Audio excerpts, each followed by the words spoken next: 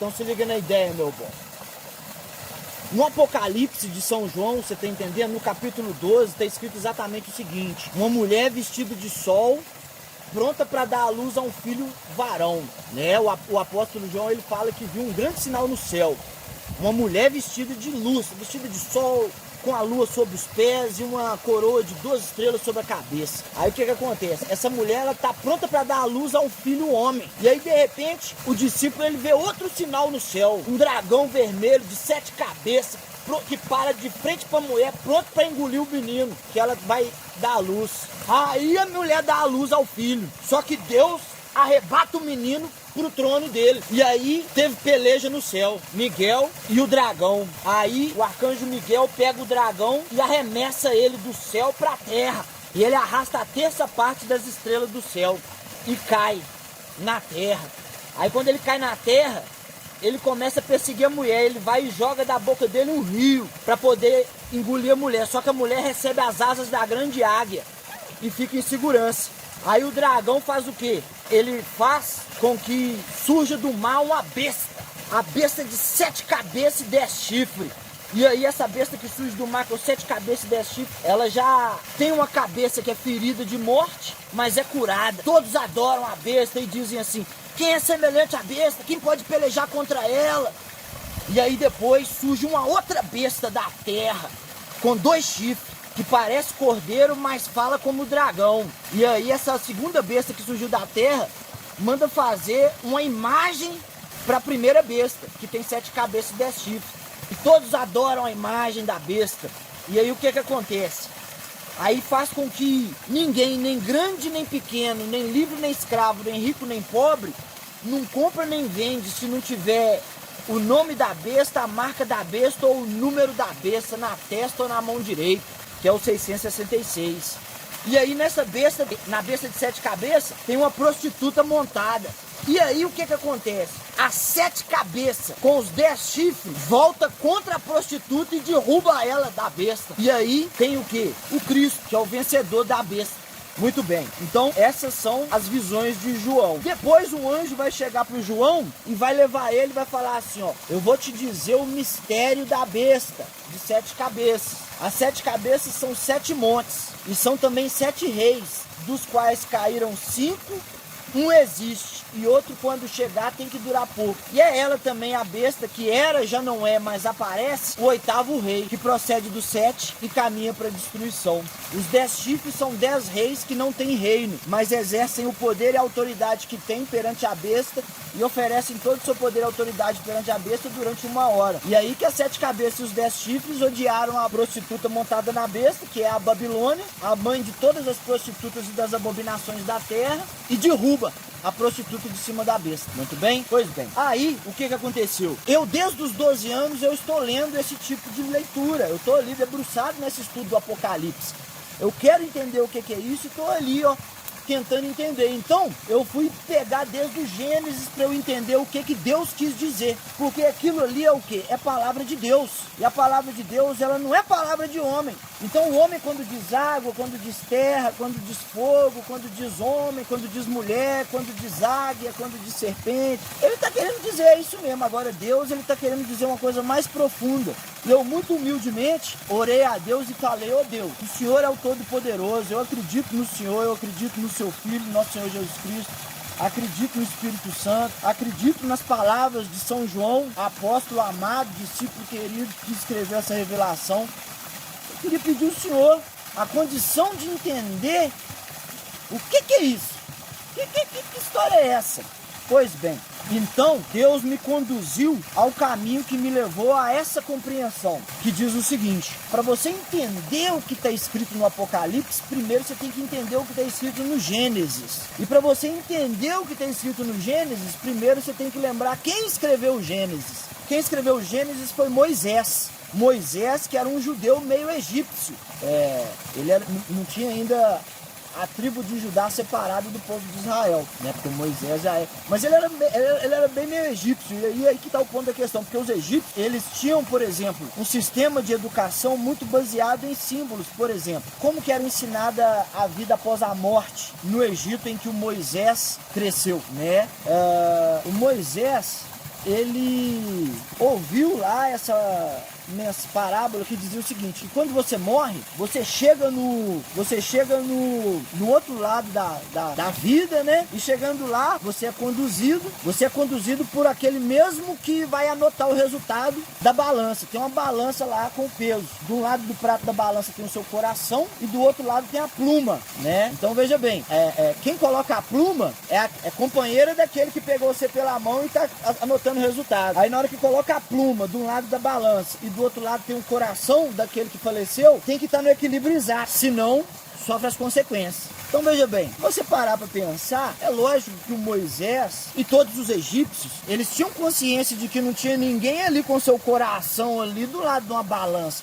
Isso é um símbolo. Isso é um símbolo sobre o quê? Sobre a necessidade de ter o coração leve, a pureza do coração, a alegria do coração é a saúde dos ossos, já dizia Salomão.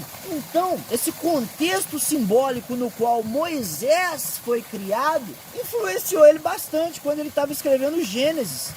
E eu levando isso em conta, é que eu considerei, quando ele diz que no princípio criou Deus os céus e a terra, isso quer dizer algo mais do que simplesmente os céus e a terra. E aí eu pedi a Deus para mim mostrar o que queria dizer toda essa realidade da palavra sagrada. E aí eu comecei a perceber que tem sempre os termos chaves, alguns termos centrais dentro do texto.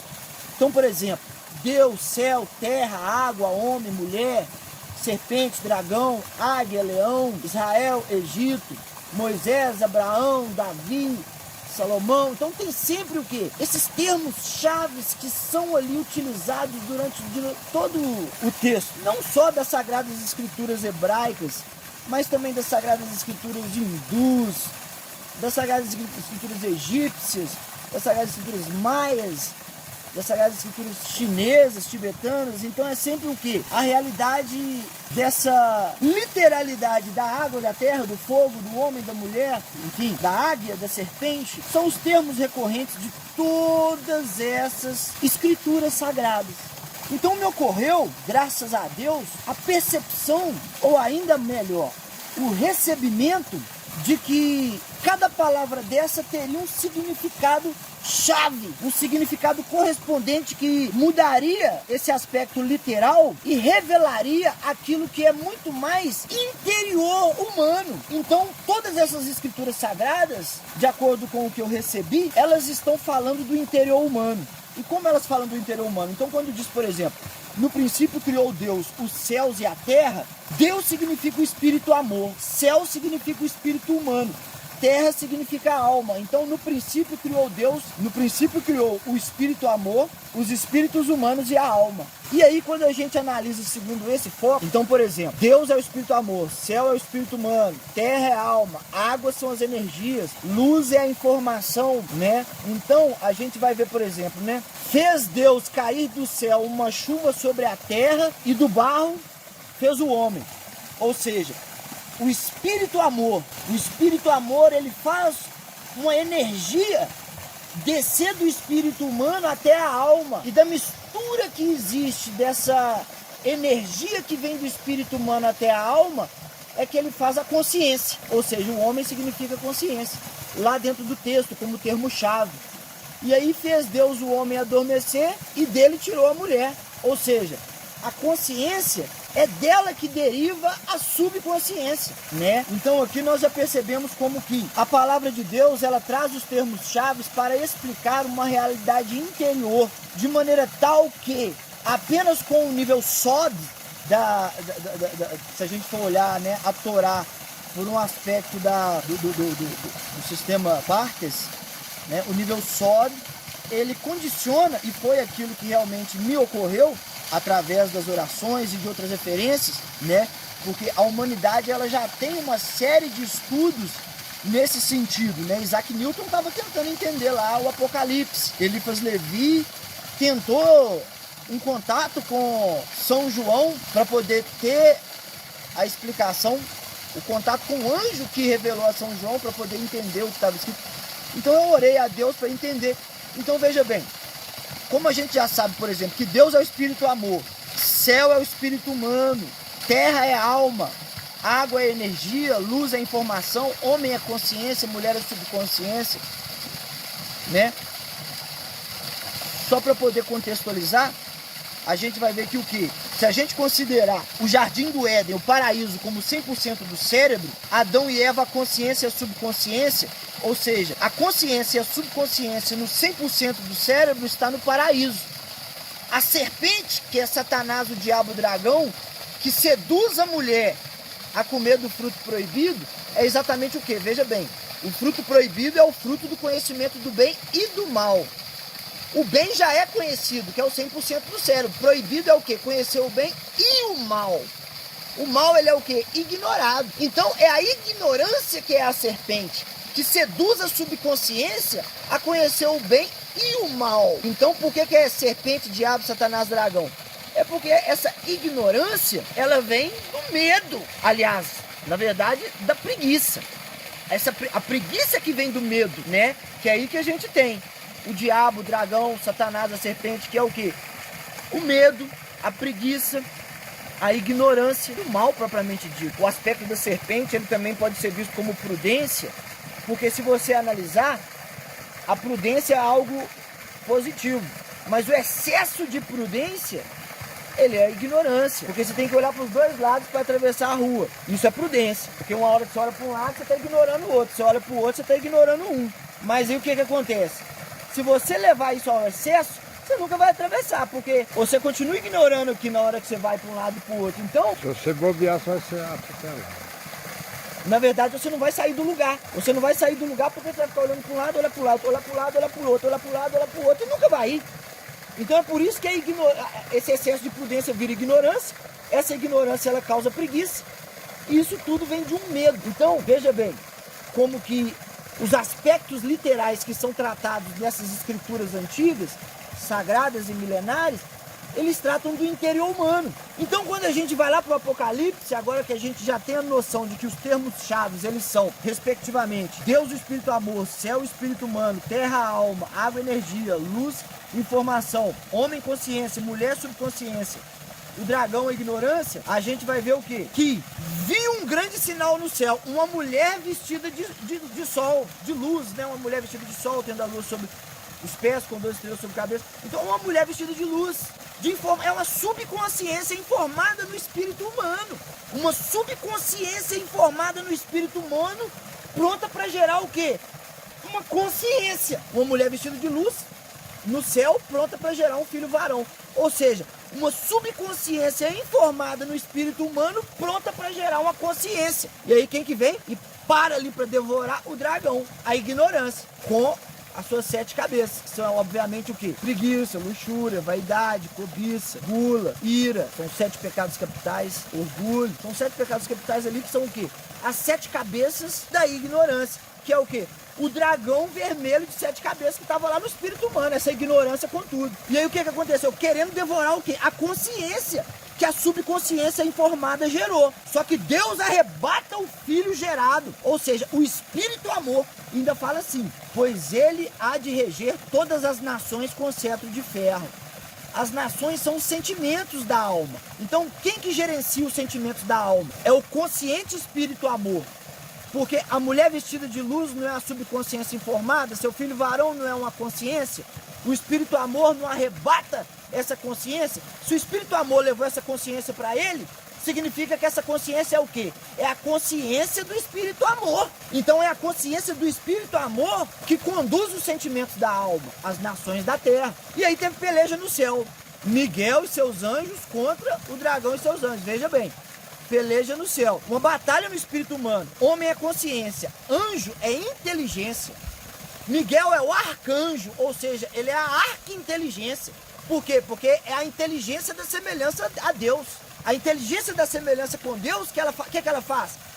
Ela expulsa a ignorância do espírito humano e joga para a alma. Quando aí o que o dragão faz? Arrasta a terça parte das estrelas do céu. Estrelas não são luzes no céu? Então, as informações do espírito são arrastadas pela ignorância quando ela é jogada para a alma, pela inteligência da semelhança a Deus.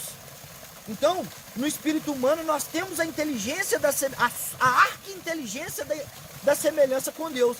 E essa arqui-inteligência da semelhança com Deus é que tira a ignorância do espírito humano. Mas essa ignorância, quando chega na alma, ela leva o quê? A terça parte das inteligências do espírito humano. 1/3 fica na alma com a ignorância.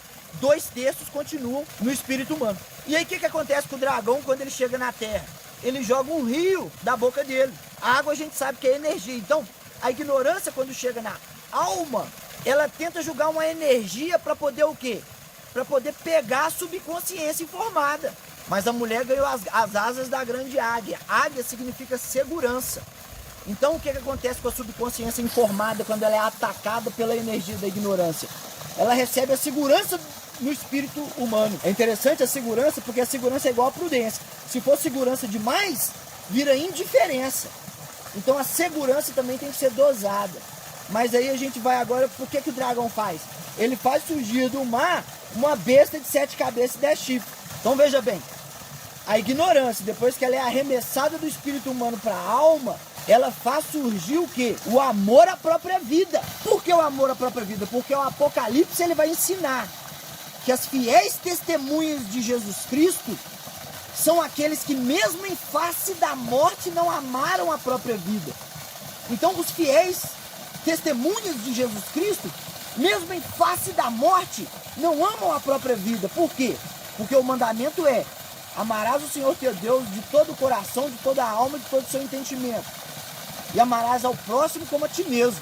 Ou seja, você tem que amar a Deus, você tem que amar o próximo, você tem que amar a si mesmo. A sua própria vida você não precisa amar, porque você, o seu próximo e acima de tudo Deus, é muito mais além do que a sua própria vida. Então quem que é fiel ao testemunho de Jesus Cristo?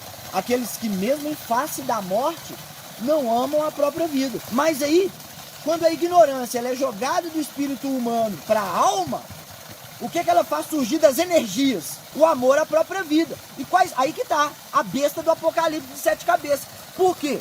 Porque quais são as 7 cabeças? Aí que tá. As 7 cabeças são 7 montes e são também 7 reis, dos quais caíram 5, um existe, um chega e dura pouco. Agora olha só para você ver.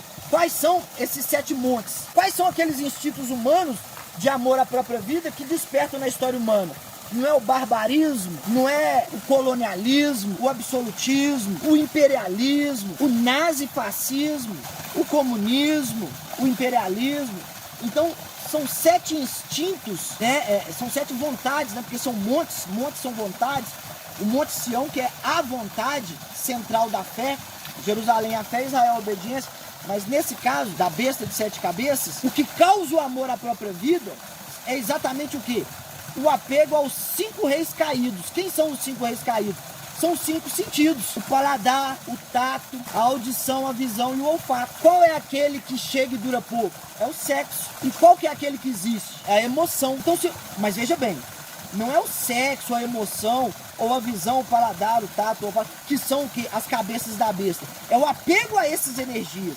Se você se apega ao que você vê, ao que você sente o gosto, ao que você sente o cheiro, ao que você ouve, enfim, se você se apega aos 5 sentidos, você vai amar essa própria vida. Besta do Apocalipse. Se você amar a energia sexual, se você se apegar ao sexo, você vai amar a sua própria vida. Besta do Apocalipse. Se você se emocionar com essa estada aqui no mundo, se você achar que essa vida aqui no mundo ela é de importância capital, ou seja, se você amar a sua própria vida e se emocionar com isso, se você se emocionar com essa estadia aqui, besta do Apocalipse. Quem é a mulher sentada na besta? A gente sabe que mulher é subconsciência. A mulher vestida de sol, de luz, é o que? A subconsciência informada. E montada na besta, quem é a prostituta? É a subconsciência egoísta. A subconsciência egoísta é que está montada em cima do amor à própria vida e do apego aos sentidos. O apego aos sentidos, ele está ali com a subconsciência egoísta em cima.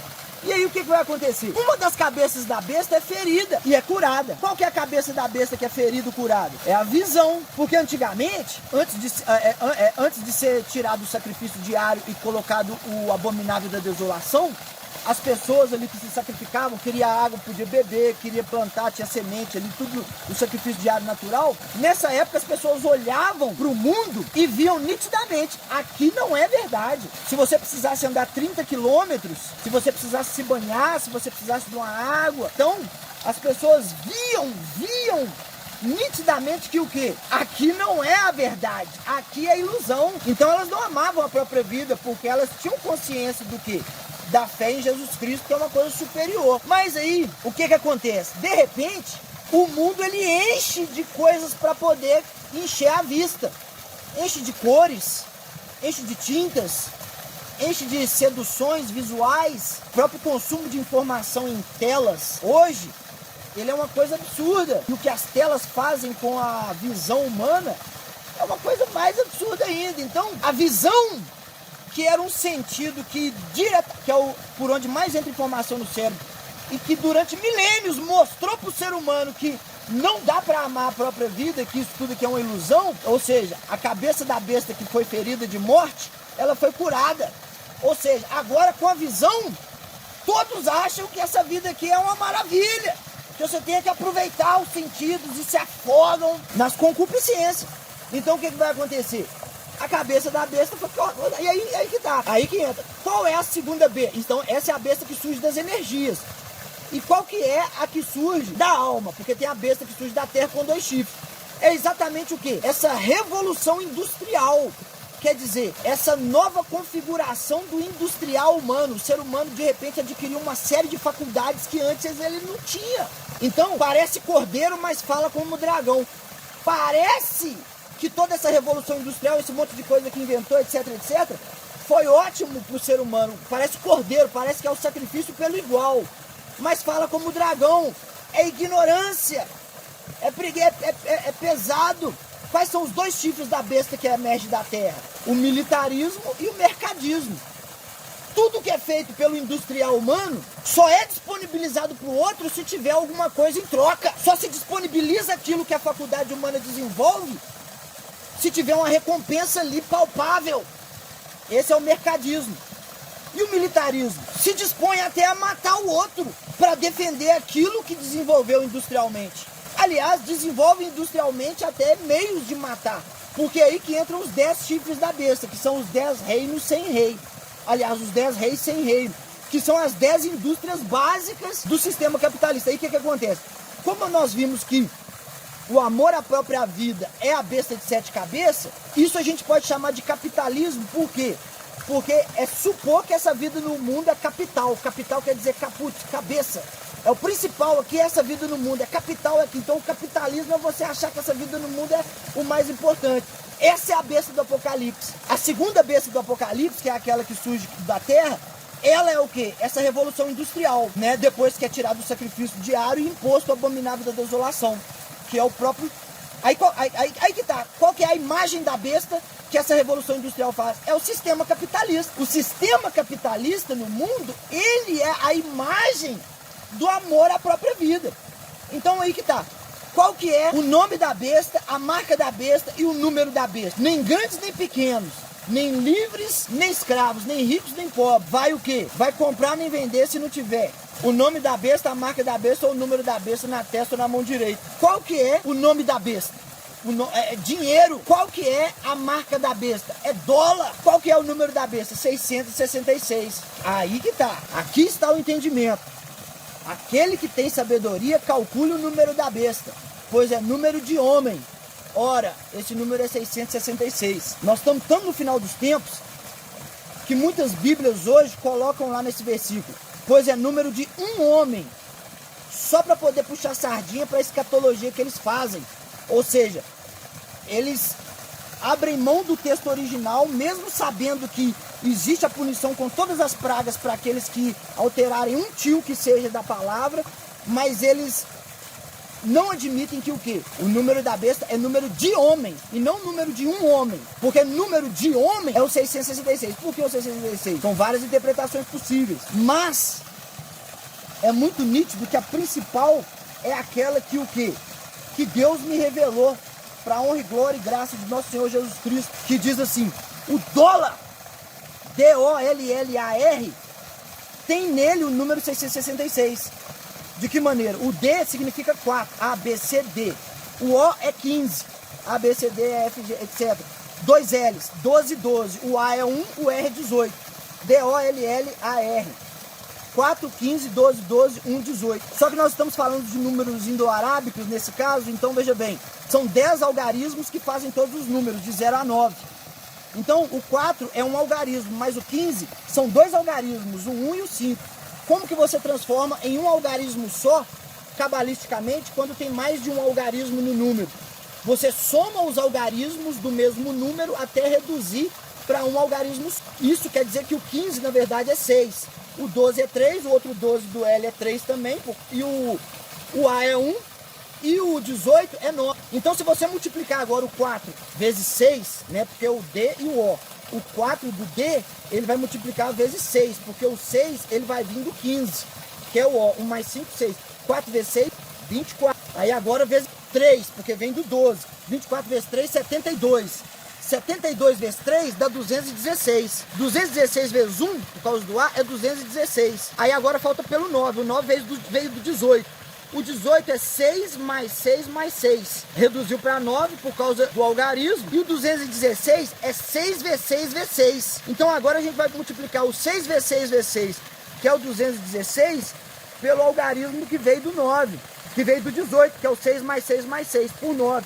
Então o 216 vezes 9 dá 1944. 1944 é o ano exato em que o dólar foi colocado como moeda de todas as empresas, de todas as pessoas e de todos os países do mundo. Então, 1944, o dólar é colocado como uma moeda do mundo inteiro, cumprindo a profecia do Apocalipse. É lógico que a gente sabe que a palavra dólar vem de Thaler, da cidade alemã de Joachimsthaler, e a gente sabe que isso se cumpre não porque exista qualquer cúpula de oposição a Deus, mas sim porque assim como aqueles que julgaram sorte pelas vestes de Jesus cumpriam o salmo de Davi, jogam sorte pelas minhas vestes, esses que confeccionaram o Banco Mundial e o Tratado de Bretton Woods, que estabeleceu o dólar como moeda mundial, eles cumpriram a profecia do Apocalipse. Porque céus e terra passarão, mas não a palavra de Deus, nosso Senhor Jesus Cristo. Então, quais são os 10 chifres da besta? O nome da besta é dinheiro, a marca é dólar e o número é 666, desde 1944. E aí o que acontece? Por que está na mão direita ou na testa? Na mão direita é aqueles que falam, abaixo de Deus o dinheiro, tudo é pelo dinheiro, como é que eu vou comer sem dinheiro, como é que eu vou beber sem dinheiro? Esse está na mão direita. E na testa é aquele que faz, vou matar por dinheiro, vou sequestrar por dinheiro, vou prejudicar o outro pelo dinheiro. Então colocou na mão direita e na testa a marca da... Por isso que é o quê? É o abominável da desolação no lugar santo, porque o sacrifício diário, ele proporcionava ao homem e à família do homem buscar a água na fonte, buscar o alimento na terra e buscar o abrigo com as próprias mãos. O abominável da desolação, que é o capitalismo, o sistema capitalista, ele colocou o quê? O dinheiro como intermediário de tudo que é natural do homem, o trabalho e o consumo. O trabalho e o consumo é natural do homem, mas o intermediário nisso é abominável e é desolador. Então a abominação desoladora é o dinheiro. E aí por que está no lugar santo? Porque hoje o dólar ele não vale nada, a não ser o quê? A crença que a humanidade hipocritamente coloca nele. Então é uma moeda fiduciária, ou seja, baseada na fé. Então o dólar ele vale a fé que a humanidade coloca nele e nada mais. Então o abominável da desolação colocado no lugar santo. Então qual é os 10 chifres da besta? É as 10 indústrias básicas da revolução industrial do sistema capitalista. Que é a indústria o quê? A indústria hídrica, a indústria alimentícia, a indústria bélica, a indústria têxtil, a indústria madeireira, a indústria mineral, a indústria química, a indústria locomotiva, a indústria metalúrgica e a indústria energética. E por que os 10 chifres e as 7 cabeças derrubam a prostituta de cima da besta? É porque ninguém no mundo inteiro pode manifestar nenhuma nesga de egoísmo se não for vinculado ao apego aos 5 sentidos, ao sexo, à emoção, ou as 10 indústrias básicas do sistema capitalista. A Babilônia caiu. Não existe nenhum egoísmo mais baseado em algum eu específico. Todos os egoísmos são baseados no apego aos sentidos, à emoção, ao sexo, ou as 10 indústrias básicas do sistema capitalista. O amor à própria vida é a besta do Apocalipse. As 7 cabeças são o apego aos 5 sentidos, ao sexo e à emoção. E por que a própria é ela também o 8º rei, que ela já não é mais aparece? O 8º rei são energias conscientes. Então, por que esse amor, o capitalismo, ele se torna ele mesmo uma energia. Ele se torna ele mesmo uma energia. E o que acontece? Por que era já não é, mais aparece? Era. Antes de Cristo era. Antes de Cristo era. O amor à própria vida. Você não vê lá como é que eram os homens antes de Cristo? Moisés matou um egípcio, Davi, eram homens de Deus, mas eles amavam a própria vida, porque eles não tinham o quê? O exemplo vivo de Deus na terra. Por isso que Deus sabia que tinha vindo como homem, porque o homem, ele acredita no homem. E aí Deus veio como homem para não ter boi. E aí o que acontece? Puf, Jesus Cristo veio e mostrou: amar a Deus sobre todas as coisas e ao próximo como a ti mesmo. Então você não precisa amar a sua própria vida. Tanto que ele entregou a vida por nós e deixou que crucificasse ele, morreu em morte de cruz, mas ressuscitou e levou cativo o cativeiro. Pegou a chave da morte e do inferno.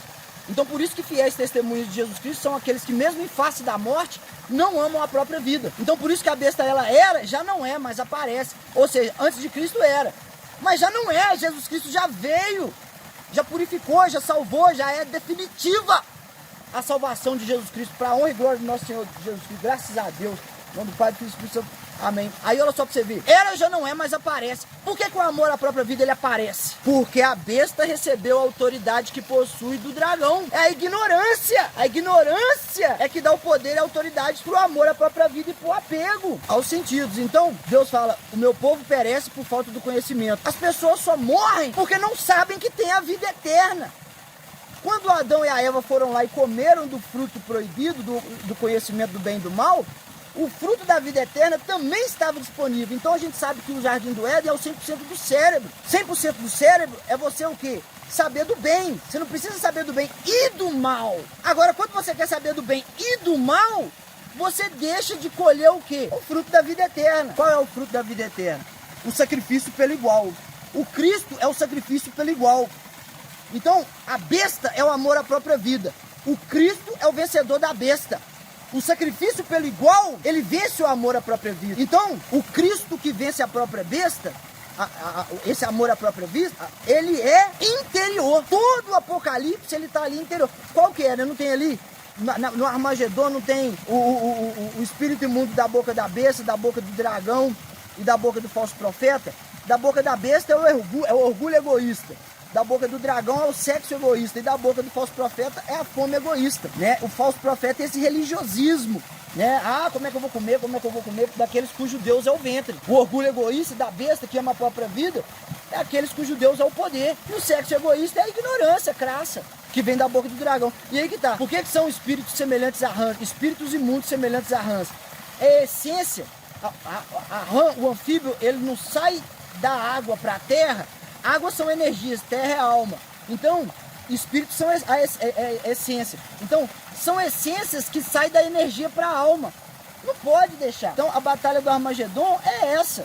É de você vencer através do sacrifício pelo igual o orgulho egoísta, a fome egoísta, o sexo egoísta. E Gog e Magog? O que vai ser Gog e Magog? Gog e Magog é exatamente a estima e a estimação, que faz voltar tudo aquilo. Se você tiver a estima e a estimação, que reúnem em torno do quê? Em torno da fé. Se você estimar as coisas do mundo, eu estimo muito os 4 elementos, fogo, a terra, a água e eu estimo muito a mim mesmo, Não, aquele que ama mais ao irmão, à mãe, ao pai, à mulher, a si mesmo, mais do que a mim, não é digno de mim, diz Jesus Cristo. Nós temos que amar Jesus Cristo mais do que qualquer coisa, até mais do que nós mesmos. Não tem que estimar nós mesmos, não tem que estimar. Então a estima e a estimação é Gog e Magog. E a gente não tem que estimar nem nada nem ninguém. A gente tem que estar disposto a quê? Ao sacrifício pelo igual. Sacrifício ao sagrado ofício. Trabalhar, e não pela comida que perece, mas pela que subsiste para a vida eterna, a qual o Filho do Homem vos dará. Por quê? Deus o Pai confirmou com seu selo. Então, Deus confirmou com seu selo que a vida eterna é garantida para aqueles que trabalham por ela. Não pela comida que perece. Trabalho, é tortura, tripalho, é o sacrifício, quer dizer, o sagrado ofício.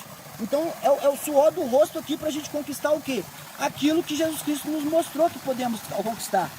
O paraíso, a vida eterna, através do quê? Do sacrifício pelo igual. Quem que é o igual? O um é o igual. Porque o um, ele tem que ser igual para ser um. Por isso que ele nos aceita, por isso que Deus amou o mundo de tal maneira que entregou o seu Filho para que todo aquele que nele crê não pereça, mas tenha a vida eterna. Então, as 7 igrejas do Apocalipse são os médios, os ricos, os pobres, as almas, os sábios as mulheres e os jovens. Desses, só alguns, como os pobres e as mulheres, têm elogio do Senhor. No sentido de que os pobres, eles têm que entender que o sofrimento que eles passam e a perseguição é grande galardão aos olhos de Jesus Cristo. Então não tem que murmurar, para não sofrer o dano da segunda morte. Porque de maneira nenhuma o pobre vai sofrer o dano da segunda morte. A gente sabe da parábola do rico e de Lázaro.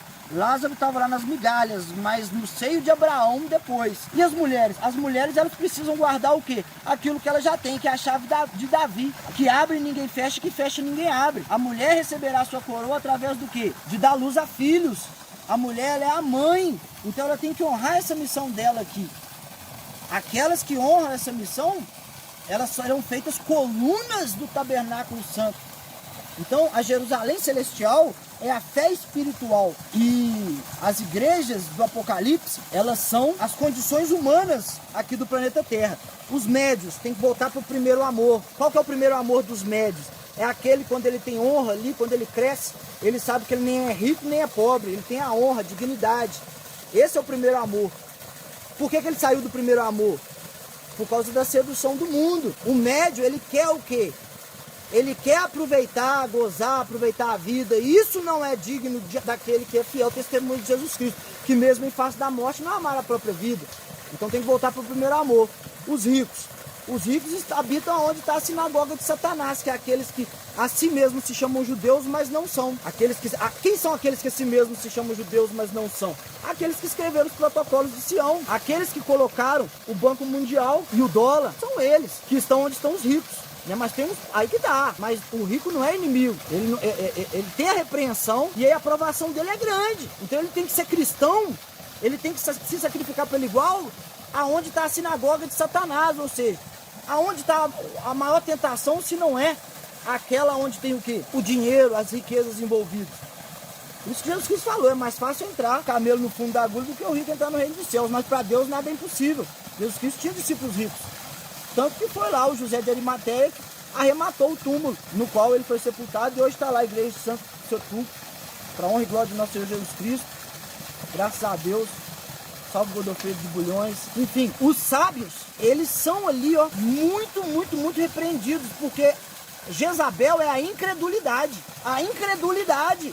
Então você não vê a ciência, os cientistas, como eles se debruçam sobre o universo, mas não abrem mão de serem créus, impios, os sábios. Agora, tem uns poucos, tem uns, aqueles que o quê?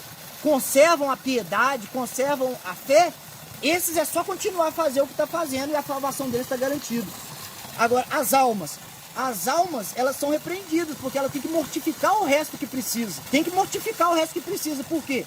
Porque nos foi dada a graça não só de crer no nome de Jesus Cristo, mas de padecer por eles, padecer por ele. Então, são poucas que estão vestidas de branco, que aceitaram ali, porque para o cristão, para quem vive Cristo, viver é Cristo, morrer é lucro, né? Então as almas têm que mortificar o resto que precisa, para receber o galardão.